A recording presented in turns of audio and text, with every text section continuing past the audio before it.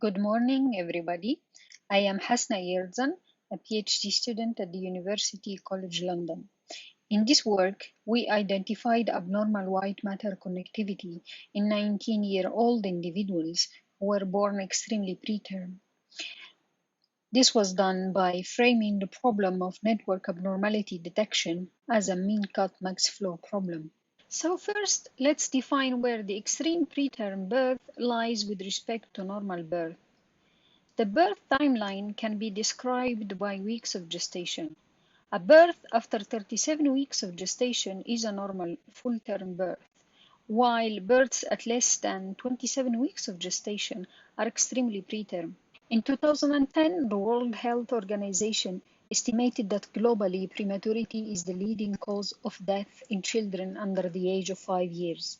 However, in developed countries, better socio-economic factors and improved neonatal care increased survival rate after preterm birth.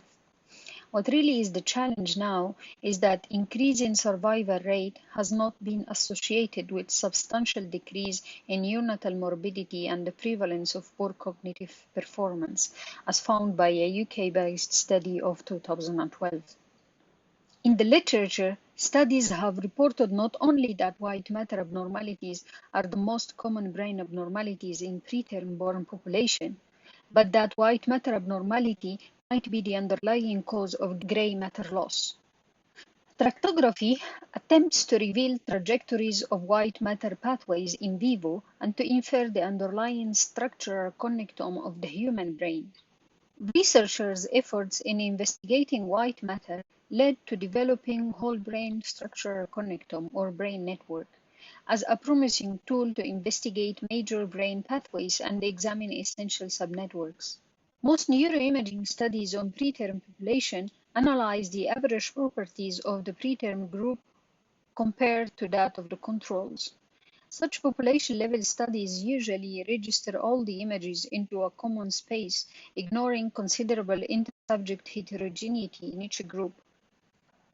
Due to the anatomical abnormalities associated with the preterm brain, such as enlarged ventricles, this kind of group-wise registration can lead to misleading results. A great advantage of brain connectome is that it can be estimated in the subject space, making group-wise registration unnecessary.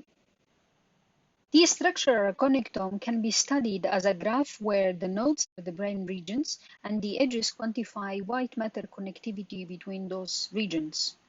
White matter connectivity refers to the estimate of the density of the white matter fibers. In the toy example here, the brain regions I, J, K are the nodes of the network, while the links between them are the estimate of the white matter, where we can encode the white matter density with the width of the link. This would correspond to a 3x3 zero-diagonal symmetric matrix, where the weight of the entry ij is proportional to the density of white matter bundles connecting region I and J. A max flow framework involves a fully connected directed graph F with nodes and directed edges connecting them. Each edge of F has a fixed and non-negative capacity C, which is the maximum flow that edge can handle. The graph F has three types of edges. The edges that connect the source node S to the nodes V with capacity CSV, the edges that link the target node T to the nodes V with capacity CVT, and the edges that connect the nodes V between each other with capacity CV1, V2. The source node and the target node are not directly connected. According to the min-cut max flow theorem, the maximum flow from the source node S to the target node T corresponds to the minimum total capacities of the edges, which if removed would partition the graph F in two subsets.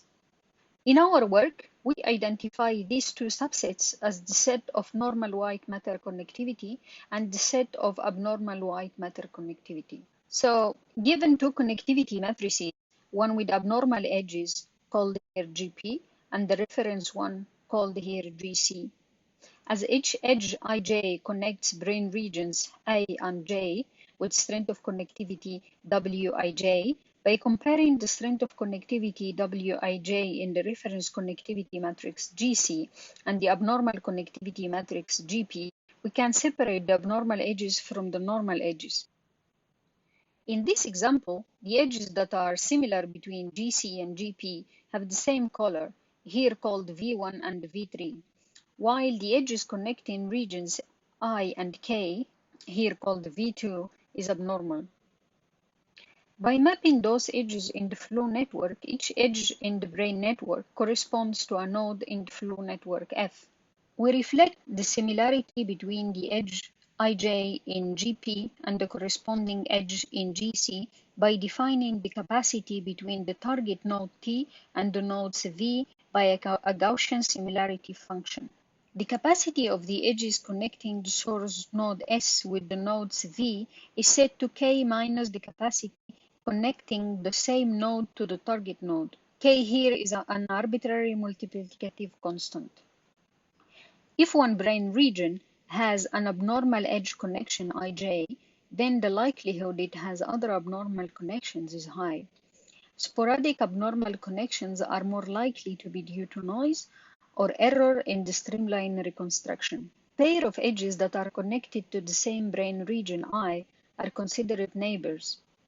To account for that in the graph F, we set the capacity between the nodes V1 and V2 to a positive constant value m if they are neighbors, and 0 otherwise. The capacity CSV reflects the extent to which the strength of connectivity associated with an edge Ij in GP is abnormal, while the capacity STV reflects the degree to which the strength of connectivity associated with an edge in GP is normal. The capacity CV1-V2 is the penalty if nodes V1 and V2 have different assignments. After the ST cut, the flow network in the toy example would result in two subsets as anticipated, set of abnormal edges and set of normal edges. Therefore, we can retrieve these connections in the brain network. The parameters of the graph F are K, sigma, and M. We fix the value of K and determine sigma and m using a grid search such that when the reference connectivity matrix GC is compared to the connectivity matrix of each full-term born subject, the graph cut framework identifies minimal abnormal edges, here indicated with EC. When the reference connectivity matrix GC is compared to the connectivity matrix of each extremely preterm subject, the graph cut identifies the maximum number of abnormal edges, here indicated with EP. Therefore, the best sigma and m maximize the quantity EP minus EC. The figure here shows the most identified edges found in 98% of the extremely preterm subjects. The connections in green are the abnormal edges. The brain regions in black are connected by abnormal edges, while brain regions in white do not have any abnormal edge connected to them. These edges form a subnetwork connecting mainly frontal cortex and deep gray matter regions. Literature proposed a measure to quantify the similarity between two graphs. Such a measure is called the spectral distance, and it estimates the global measure of divergence between two graphs. It is defined as the Euclidean distance between the spectra of the normalized Laplacian of the graphs. The figure here shows the relationship between the spectral distance and the proportion of abnormal to normal edges in each extremely preterm subject. The correlation between the spectral distance and the total number of abnormal edges AP is statistically significant, with a correlation coefficient of 0.71.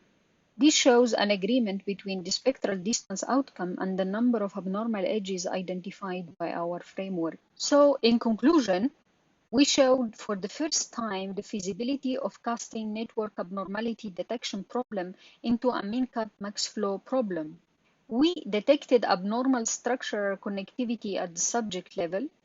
In addition, the most identified subnetwork across the extremely preterm born subjects demonstrates that there is consistency across the subjects, and also that these results are consistent with previous findings in extremely preterm neonatal population and extremely preterm adolescents.